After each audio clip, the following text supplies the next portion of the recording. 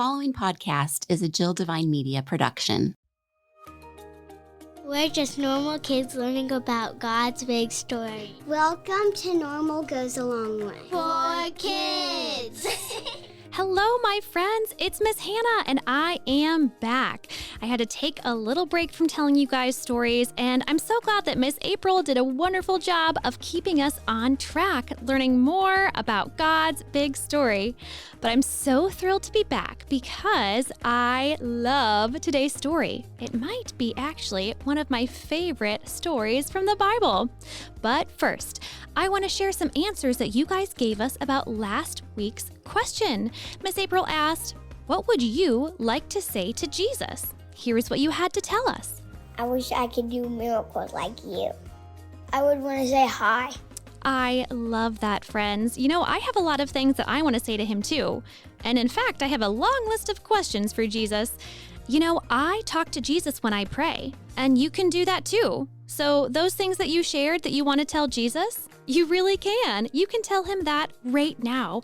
No matter where you are, no matter what you're doing, Jesus can hear you talk to him. So go ahead and tell him today. But I have to say, I'm really excited for when I can talk to him face to face someday. That will be amazing. Today, we get to hear some fun facts about a special holiday. While you're listening to these fun facts, see if you can guess which one we're talking about. It's time for some fun facts!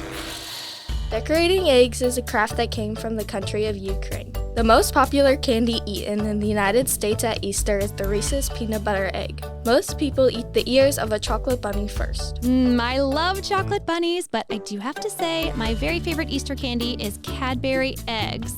So, you know, if you ever find your Easter basket full of Cadbury eggs, you know who to share them with. Okay, during the last episode, Miss April told us the incredible story about Jesus dying on the cross. But that was not the end of the story, and I'm so glad, because that would be a really sad story. So today, I get to share with you what happened next after Jesus died on the cross.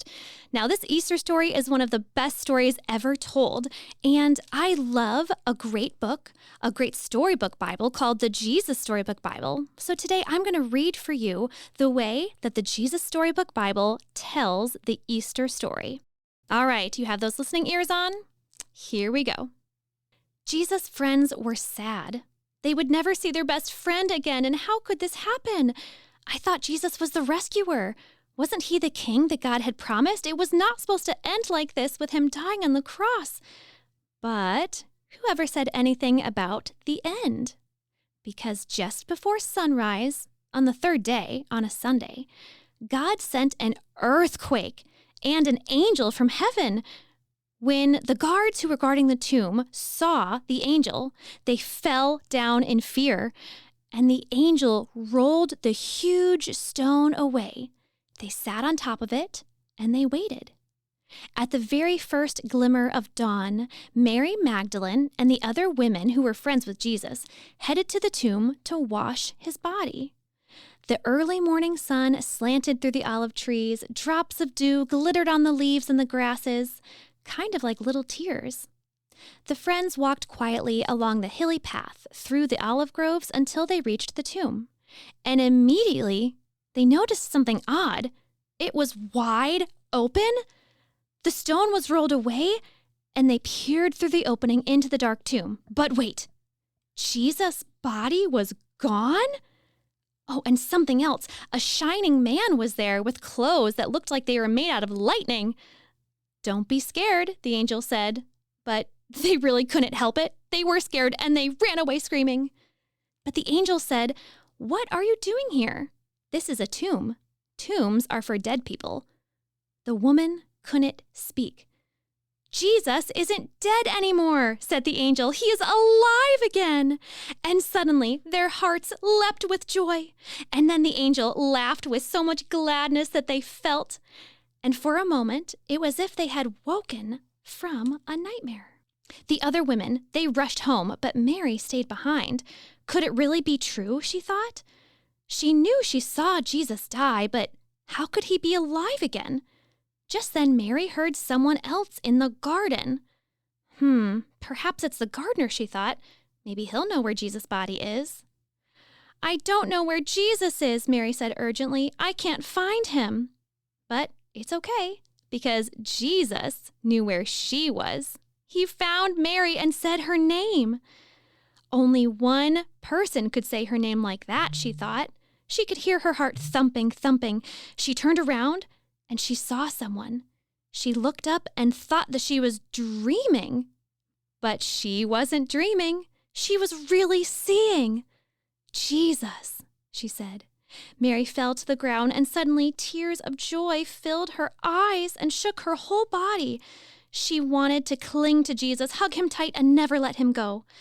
You can hold on to me later, Mary, Jesus said gently, but I will always be close to you. Now, go and tell the others that I'm alive. So Mary had a big smile on her face. She ran and she ran all the way to the city. She had never run so fast or so far in her whole life. She thought that she could run forever. She didn't even feel like her feet were touching the ground. She was so full of joy. The sun also seemed to be dancing and gleaming across the sky, racing with her and shining brighter than she could ever remember. And there was clean, fresh air, and it seemed to her that morning, as she ran, it was like the whole world was new, almost as if the whole world was singing for joy. The trees, the tiny grasses, the birds, even her heart, everything was singing for joy that morning. Was God really making everything better? He was turning the sad things untrue? Was he making even death untrue? She couldn't wait to tell Jesus' friends. They won't believe it, she laughed. And she was right. But for now, she was so happy. Friends, I think about what it must have been like to be Mary. She saw Jesus die on the cross, but then the tomb was empty. At first she was confused, and then when Jesus appeared to her, she was filled with joy.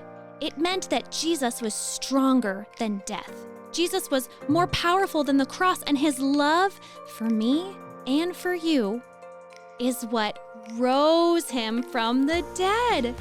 Jesus is not dead, friends. He came to life at that first Easter, and he is still alive.